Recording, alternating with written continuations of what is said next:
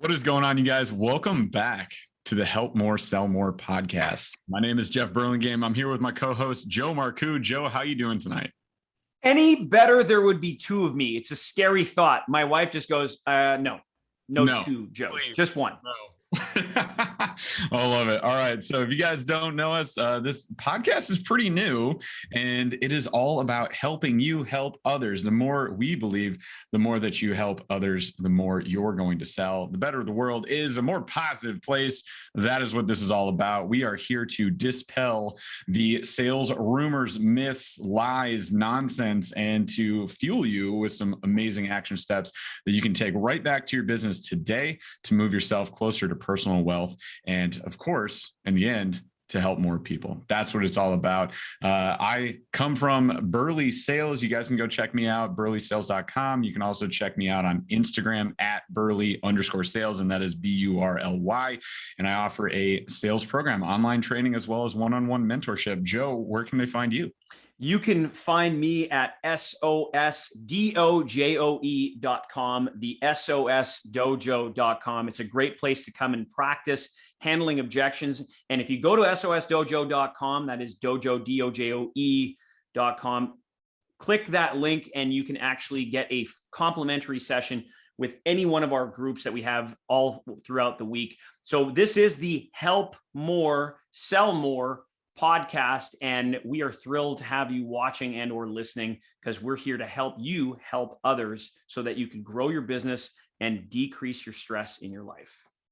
That is exactly right, Joe. And if you guys are watching this, you're probably watching it on YouTube, a channel that at the moment of this recording doesn't exist, but soon shall exist. So if you're on there watching it, please subscribe, smash the like, ring the notification bell so you can see when we drop more content. And if you're listening to this, which is way more likely, anywhere you guys listen to your podcast episode, please drop us a rating. This helps us out so much in growing the podcast. Again, if you help us, we can help more people. Help more people. This is a great circle of help. That's what it is. That's it. But today we're talking about discovery within the sale. And what we're referring to mainly here is how you learn about your prospect. Who is your prospect? What do they want? More importantly, why do they want it? And mostly, I would think one of the big takeaways here today, Joe, and maybe you can agree with this or disagree with this, but you need to look at your current sales process and you need to determine if you currently have a discovery phase. If you currently spend any time at all trying to discover who this person is, what they want, why they want it, or do you just try to jump straight to the sale? That's a little bit of introspection. It can be tough. And I think it's a good point for us to segue into our little warm up that we've been doing every episode, which is sort of our question of the day, but story time is what I like to think about it, because I love sharing stories. I know you love sharing stories. It's a great way to learn together. So today's story time is going to be centered around discovery. So what I want to know, Joe, and you can go first on this one, is if you can share a time where you were sold to. Again, I like doing the flip the script thing here. I think it's pretty fun to think about our own experience as the customer sometimes, where the salesperson did not try to learn anything about you or your needs. What is a good story that you have there? Love it. Love it. So it's story time. Okay. So and this is an example of what I call FDS. FDS, most people that I know that are in quote unquote sales, they have this disease. And FDS stands for feature dumping syndrome. Yeah. What happens is people are so enamored with their own level of quote unquote expertise that they want to show off to the customer or the prospect everything that they know about their product or service. And they deep dive into specifications that really mean nothing to people. So the story goes like this. I was looking for a big screen television, and this wasn't that long ago. And I just wanted to have, a big screen television that looked good, that could fit in the space that I wanted it. Like, I mean, I'm not a tech guy. I don't go and take the exhaustive time to compare notes and put an Excel spreadsheet together. And I like this guy. So I walked in, I said, yeah, I'm looking for a big screen TV that's going to go with my surround sound system. And it's a little bit older, blah, blah, blah. And I mean, I went in, this guy in this particular electronics store, and it's actually a really quality electronics store. Yeah. known for their quality service. The problem, Jeff, was the following, and you know what? Let us know in the comments if you've ever experienced somebody who feature dumps. When I say feature dump, I'm talking this guy started spouting off specifications about, never mind pixels. He started going into, like, honestly, things about like motherboards and capacitors and things I didn't understand. And I honestly didn't give a rat's ass about it. I just wanted big screen TV, show it to me. What does it look like? Okay, when can I get, like, I was literally coming in as a lay down. And a lay down in retail speak is when somebody's walking in and I'm ready to lay down the money. Like, let's go. He turned me off so much, I effing left.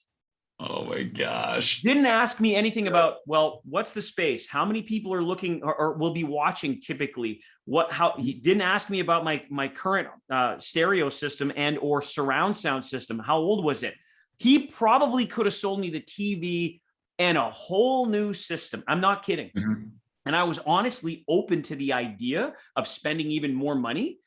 I just would have needed to been quote unquote sold. And when I say sold, not feature dumped, literally this guy was vomiting. And I say vomiting, I needed to have a shower after. There were chunks of flesh all over me. It was disgusting. Disgusting.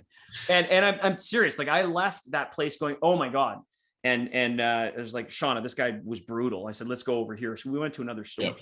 And so that's an example of it.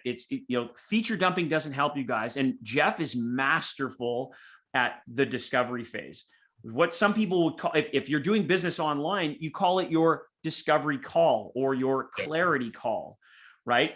You can't develop any strategy to be able to offer a solution until you know the specifics about what your prospects' needs and or problems are. So before I could even, let me tell you about, like, people jump into that. Let me tell you about my solution. How do you know?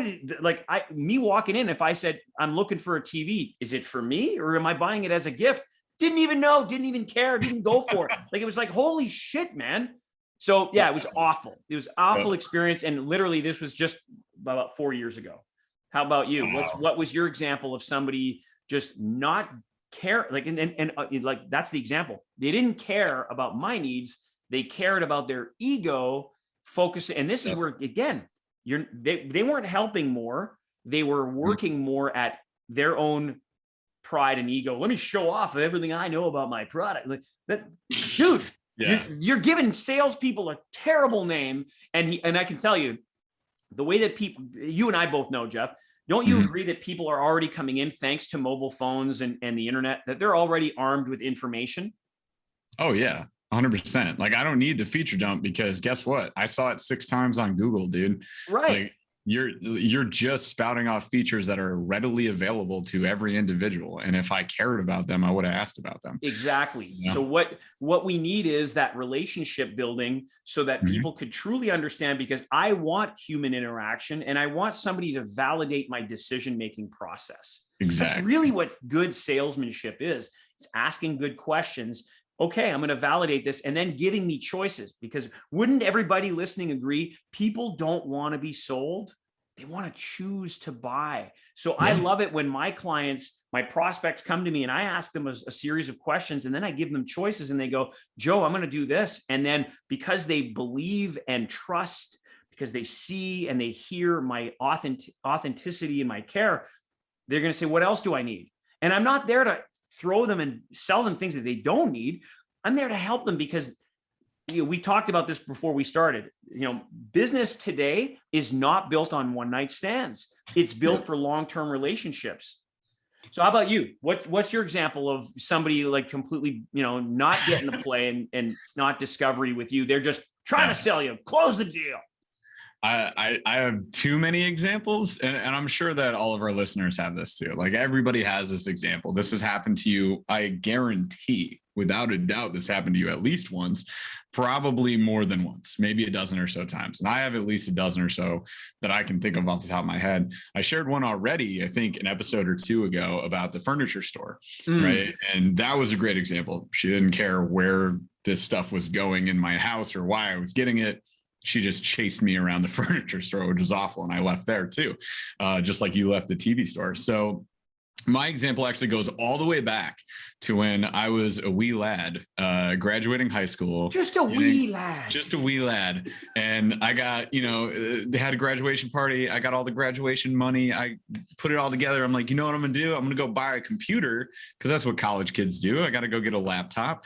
So I'm going laptop shopping. We go to a now defunct electronics store, which no longer exists. And I go there to purchase my laptop. And what I experienced as a wee lad, I was turning 18, I believe, maybe 18 at the time, was awful and kind of shaped my sales experience for the rest of my life. Tell me if you've heard this one before. The manager of the computer department was training, working with his trainees, showing them the ropes, showing them how to make that sale. And it was so overtly obvious that he was like turning and winking at them when he was like, oh my God. He was dropping those slick closing lines and stuff to a child. I'm 18. Come on now. Like just barely legal adult. And he's just like, what? Basically like, watch this, watch what I do to this kid. And he literally I was up against the ropes getting pummeled with like what I needed and all my features. And I would say something. I would say, I want this. I'd say something like, I want to be able to play computer games when I'm bored in my downtime. So it needs to be able to run that. And he would just ignore me and then throw something else at me. And eventually what happened was I wound up with the computer he wanted me to have. Oh my God. Again, the whole time he's winking at his people. I was asking for this and that and this other model, and I end up with an HP that I didn't even want or ask for. I'm 18. Like I'm not at a point in my life where I was going to buck authority and be like, hey, dude, I don't want this computer. So I went with it. And then he just made me part with my graduation money. Like, I was just like, here's my money. And I was like sad about it. So I get the computer, I go home, I open it up, and I just like let loose on my mom. I'm like, I don't know why I have this computer. I didn't want this computer. I turned it on, I booted it up, started looking around on it. I was like, I hate this computer. I didn't want this. Yeah, I took it back. I returned it. And the dude was pissed. That dude was there. Too bad. And like I returned it. I was like, this, you know what? Like, this isn't what I wanted. What I ended up doing was like, when I got it, I knew I hated it. I put it like right back in the box. I turned it on, turned it off. And then I ordered a Mac. Like got the laptop I actually wanted. Ordered it. It came in. When I got it, I took this computer back, dropped it off. And I was like, I don't want this. I want a refund. Got my refund. The dude was just like, oh, so mad behind the counter. And I just kind of like, had my little winner moment, and I walked away. I kind of giggled to myself, but that was his fault. He didn't ask me. His fault. He had the opportunity not only to create a client for the first sale, but a client that you could have long term and then get referrals. Yeah. I mean, and again, some of us understand the value of brands in terms of products. And then there's also the brand within the brand, right? I mean, if you work in a gym, for example, and you work at whatever brand of gym that it is, okay? So let's just call it Silver's Gym, for lack of a better term. And you work there and your name is Chad. Well, Chad is the brand at Silver's. It's right. So even if people already know this other brand that might be called Gold's, they're going to go and visit Chad because Chad's the dude. Or they might go and talk to Cindy because Cindy's got this reputation. She's a brand within the brand. So this guy at this electronics store, because he didn't ask you the right questions and develop a relationship with you to help validate a good choice, what he did was just go for the money. And this is, again, it comes back to, if you're not out to help more, you will not sell more. And what that does, unfortunately, the stigma that exists in our vocation, which is one of the top 3 things that you can do to have a high income skill, is sales. These other people, unfortunately, are not well trained in the skills that you and I are here to offer people. So listen in, kids, because you're about to listen to an expert. And I'm not talking about me. I'm talking about that guy. Because, Jeff really knows how to do a clarity and or discovery session. So listen in and go visit his website. I know I don't get any money for this. I'm telling you, I collaborate with this guy because he knows what he's doing. So we're partners on this podcast because he knows what he's talking about. So take the time to listen to this episode and re-listen to the parts that we're about to jump into. So Jeff, I'm going to ask you, if you were to replay, and let's go to the furniture store example first. Okay. If you were to, and now this is totally off the cuff. Like, this is what's great about this podcast is you and I have been winging a lot of this stuff because we go into our storytelling modes. Yeah. So I have some ideas in some of the things that I've learned from you and some from other experts over the course of my career. And again, I've been able to morph and change my approach over time because I've learned, and you, the listener, I think we can all agree we've evolved, right? There's been an evolution in terms of how people buy things and how people shop. And so we have to evolve. So if you were to go back to the furniture store and you were looking at a dining room suite, is that correct? Yep. Kitchen table. Give me some examples of some of the discovery questions that you would have asked. And I'll throw some of mine in as well. So I'll give you like the umbrella approach here. Like if regardless of what you're selling in any industry, service or product, it doesn't matter. Discovery is always the same. And that's the crazy thing about sales is it's extremely universal. I mean, you ask Joe, like in the dojo, you work with people from all industries all over the world. Yep. Right. So it's that amazing. Like if you find like a product, a process that really works for sales, like it is universal. And in this case, it is for discovery. And I think of the main questions. Discovery starts with this: who, what, when, where, why, how. Yep. Right. That's it. You start with that. So let's go to the furniture example. Yep. Who is this for? It's for us in our home. TV example, right? Who is this for? You said, is it me or a gift? You don't know if it's a gift or not. If you're selling, how do you know who's it for? So that's great. So, and then so let's add on that, Jeff. Let's just banter on this one. So who's the dining suite for? Is it for yourselves or is it for someone else? And then it's like, how many people will be sitting around the table on an average meal? And how often do you entertain? Yeah. That's a logic. I'm just going out of logic. It's a logical question.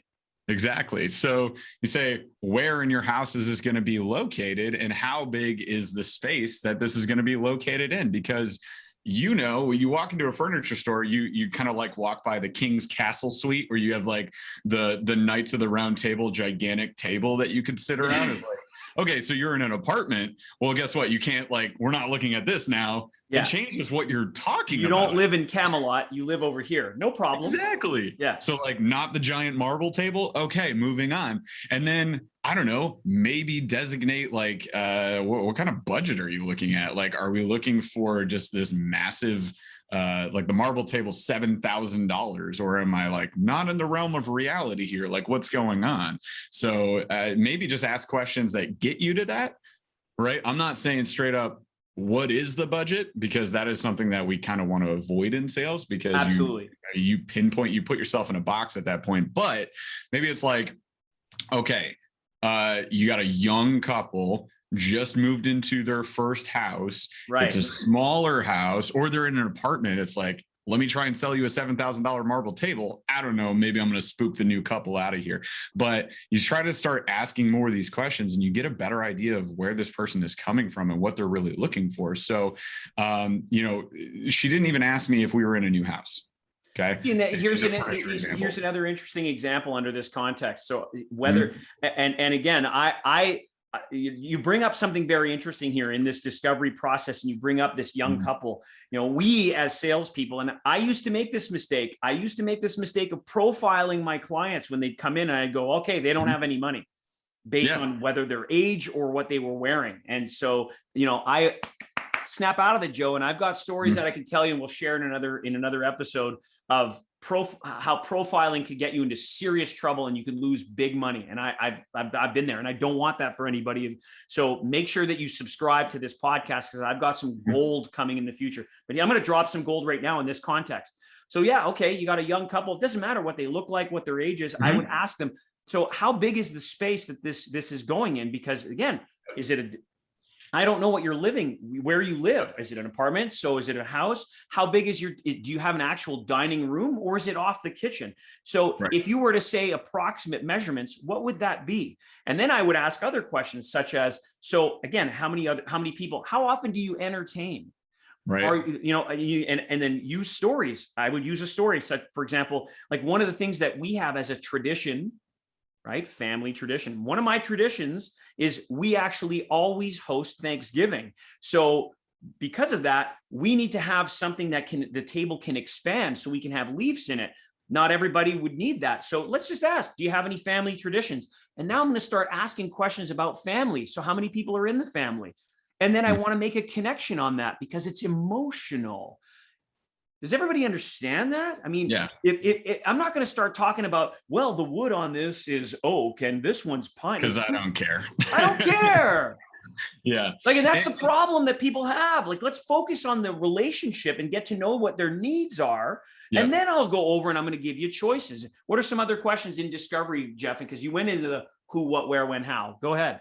Yeah. So now you're leading towards why I believe discovery is actually a secret weapon when it comes to sales. And the reason is, and I want to jump back to your example of profiling, like no matter how much money I think this person has, we're still going to top down sell. Right. 100%. And top down selling is something we're going to get to later on in the podcast, you guys, so stay tuned for that. But it just means that we're going to sell the best possible thing for them first. And then we're going to work our way down because you can't go up. I can't go, well, here's our folding table section, which is $40 a table. And then be like, oh, but then there's this $8,000 marble table. Like you can't go from $40 to $8,000. It's just not going to happen. So we top down sell regardless of that. But here's why it's a secret weapon.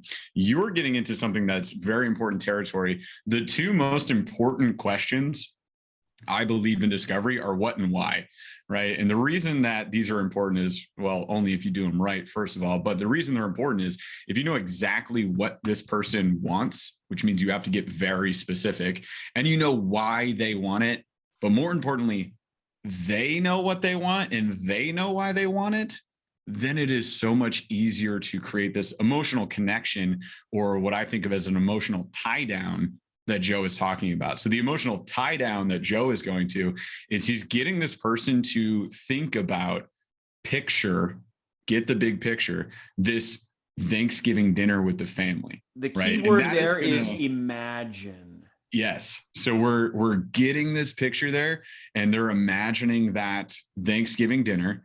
And then what happens when they do that? Emotions bubble up. Right. Absolutely. Now I'm like, man, yeah, that would be this year, right now, what is September right now, September 17th. So we're like 2 months out from Thanksgiving. So if I were in this person's shoe, this customer's shoes, and I'm thinking about Thanksgiving, I'm looking forward to this now. I'm like, oh man, yeah, that would be amazing. I could put my family here. Now I'm picturing the room, the table in the room, and then maybe additional accessories. You're like, that's exactly it. About this table. What if you had this thing over here and then we put this thing over here and all of a sudden they want to buy like the full dining set, right? Not just that's a exactly table. how it gets done. It's exactly how it gets done, Jeff, because now we're asking questions and then we say, again, you dig in a little bit deeper to be able to go, so tell me a little bit about who would be at dinner. Yeah. And then you could ask again additional questions. Most furniture stores and Papa, right? Are they wine drinkers? So do you have a set? Do you have a place where you would put your stemware? Okay, I want to show you just for fun. I want to show you this hutch later, and then I'm planting the seed of these ideas that are going to help complement the look of the place. So it's so easy to get caught up in. Let me tell you about this, and how much do you want to spend? And it's like, okay, I'm not going to do that. I'm going to go in. Let me ask you some questions. Those who, what, where, when, why questions, and then dig deep. In that approach that we're going to talk about later of tell me, explain to me, describe to me, and really dig deep. Yeah. Then, based on what you've told me, here are my choices. So I think it's really important to draw a line right here, right now, and help you guys understand there needs to be a distinction here. The what is up to you to uncover. The initial what that they come in with is not correct, right? So I'll give you an example. In the gyms that I worked at in the past, selling personal training, clients would come into me every day, every single day. And they would come in and they'd say, I want to lose weight. And they say, I want to do your group classes and I want to lose weight. Yeah. If I just go off of that, we're not giving we're not helping them. We're not giving them the best thing for them. Yeah. This is think of it this way. The discovery phase leads to a prescriptive phase. You prescribe the solution. In Joe's example at the furniture store, he's prescribing like the whole dining set, the hutch, and everything, because he asked the right questions to get to the right. He uncovered the what. If the person had come in and Joe had said, how much money do you want to spend? And they said $500. And what do you want? I want a table. Cool. Here's our tables. That one's $4.99. How do you want to pay for that? Like, that's it. Transaction done. But you've just like not helped that client. It was not a great experience for them. They end up with a table that they may or may not like. We don't even know if it's the right thing for them. In my gym example, it's like if they came in and said, I want to do your group classes, I'm doing Zumba, I want to lose weight, and they go do that. Me as a fitness coach, guess what? I hate to break this to Zumba lovers out there, but this is not the best solution for losing weight. So I know that. And I have the experience and education to know that, but I've now done a disservice to this person by not asking the right questions. They don't even know what they want. And that's the key aspect here. They don't know what they want. Yeah, the expertise is required. The expertise is required. I'll use the example of me having, when I had my exercise equipment retail stores, people would come in and say, I'm looking for a treadmill and I want to spend $1,000. They would tell me how much they want to spend. Well, and I mean, okay, you want a treadmill, and then the question would be, well, I could set you up with one, and I would certainly ask questions leading down that path. And it was not uncommon to find out that actually the treadmill wasn't the right solution. And in fact, they needed something else, and they needed something for, okay, cardiovascular health and strength and flexibility and nutrition. And so all of a sudden you find out all of these details that are going to help them. Yep. And lo and behold, because I'm helping them more, I'm selling more, not because I'm looking to make more money. It's a byproduct of helping people.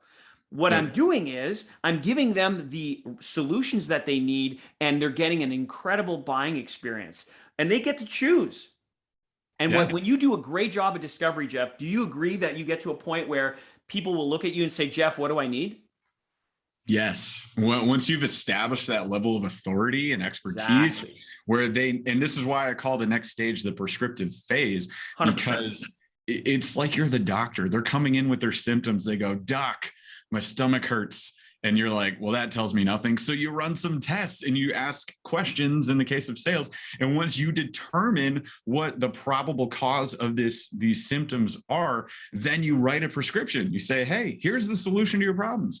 They say, hey, Doc, what do I need? And exactly. Like, that's the moment we want to get to. Case in point. Okay. If you're seeing this on video, you're seeing that I've got a brace on my arm, and right? So I could, like, 3 days ago, embarrassingly, 3 days ago, I had a wipeout on my electric bike, and it was totally my fault. I was clipped in and I didn't unclip, and I've been riding a bike since I was 4 years old. And anyways, long and short of it, I reached out and I heard something pop. And then the next day, my wrist was swollen. I couldn't even carry a cup of coffee in my left hand. Anyways, so I actually went and got x-rays yesterday.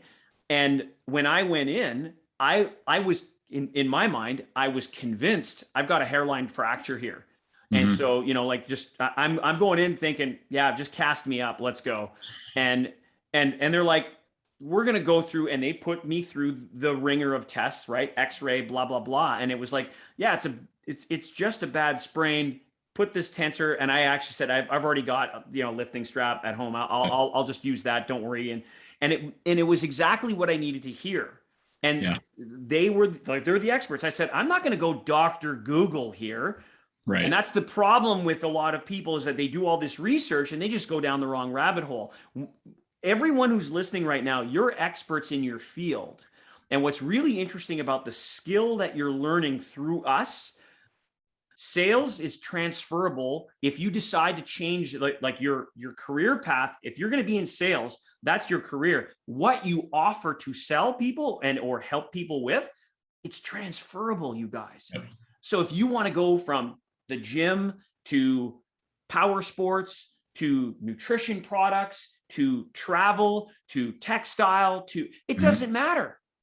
If you do the discovery process that we just talked about today, and that's what Jeff talks about within his program, the prescriptive approach, I can promise you, you'll write your own ticket and you're going to have so much fun, and you're building relationships for the long term. And in other podcasts coming up, we're going to show you guys how to be able to increase your referrals and testimonials and social proof at zero cost. Organic. It's incredible. Absolutely, man. So let's wrap on the discovery phase here. Here's the thing, you guys. We always want to give you action steps every single episode. That is the goal. Here's the first action step from today. Analyze and scrutinize your current sales process. Do you ask enough discovery questions? And I'll give you this. You should spend at minimum 10 to 15 minutes during discovery. Yep. 10 to 15 minutes. And I'll give you an example from the gym industry. Lots of gym owners that I work with on sales, what I commonly hear when I ask, how much time do you spend trying to find out a person's goals? I commonly hear 2 to 5 minutes. And that is a fraction of the amount of time you should be spending. And the reason it's this long, even if you talk fast, I don't care. Like, you cannot ask and listen and understand a person in less than 10 to 15 minutes. I'm sorry. This is like a blind date. You're speed dating. You need to sit down with this person. They're a brand new person to you. Never met them before. They're a prospect, right? That's commonly the case, unless it's, rebuying business or whatever. But most 99.9% of the time, it's a brand new person. So you have to find out, who are you? What do you want? When do you want it by? Maybe where are you located? Where is this going? Things like that. Why do you want it? And I want to harp on that in a second.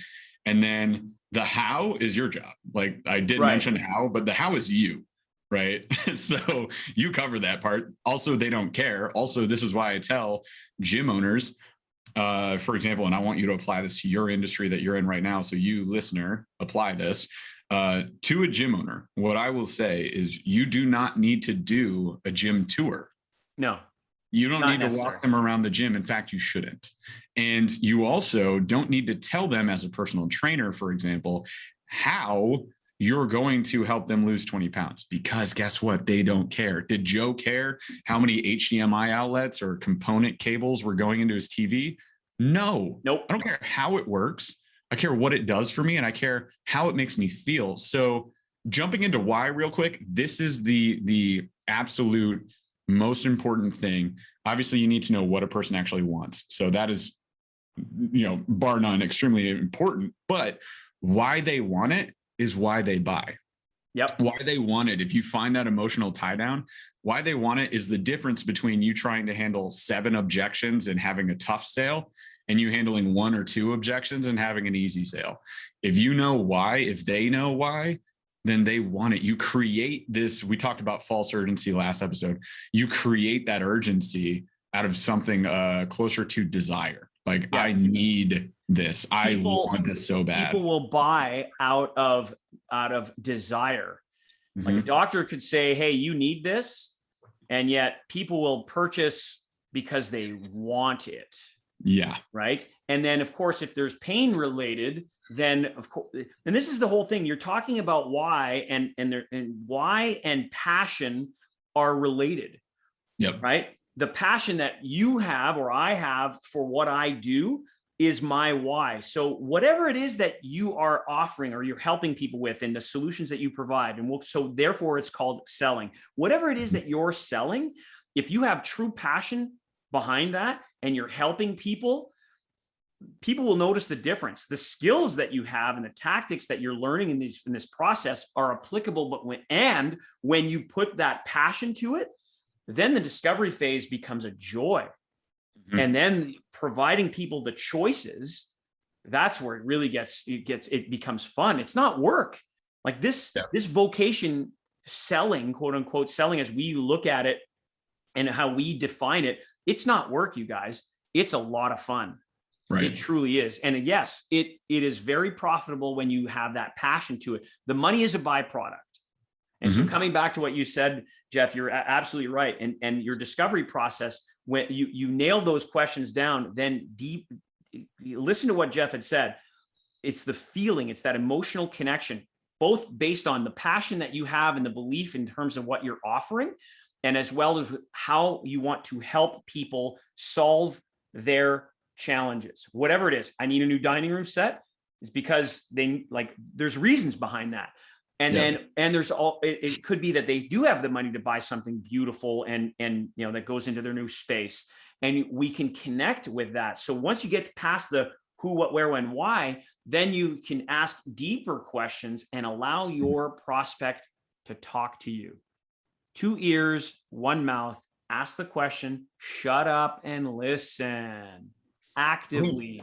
Shut up was like our first episode too, I believe. Yeah, it is. It's a recurring theme. Keep coming back. So that's the deal, you guys. Action step number 1, scrutinize your own sales process. Action step number 2, get better at asking questions. So here's how I want you guys to practice this. This is role play, right? Grab a partner, grab a few partners, grab a team, whatever you got. You need a human being to talk to you. Sorry, you can't talk to your dog. It's not going to work that way. So mirror doesn't work either. Mirror doesn't work. That's just you repeating back to yourself. You could record yourself, listen to it, but it helps if you have a person, a sounding board who has their own thoughts, feelings, ideas, and they can throw you curveballs and they can have some fun. In the dojo, you call this sparring, correct? Absolutely.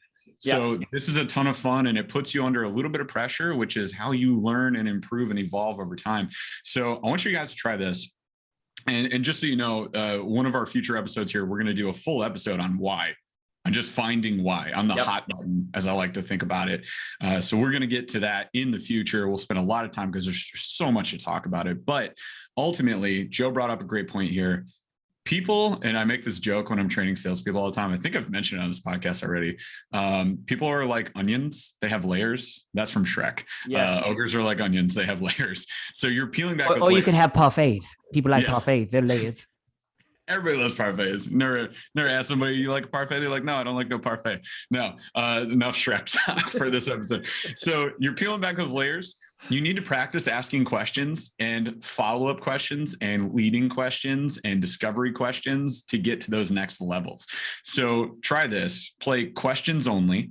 If anybody remembers Whose Line Is It Anyways, one of my favorite shows. I used to watch it all the time as a kid. Great improv. Awesome. Yeah, great improv show. One of the improvs, a reoccurring improv, was questions only. And it was where they would ask each other questions, but there were some rules. They could not be one-word questions. So I couldn't say, what? Right? That doesn't count. Yeah, no mirroring, like, something like, it could be anything.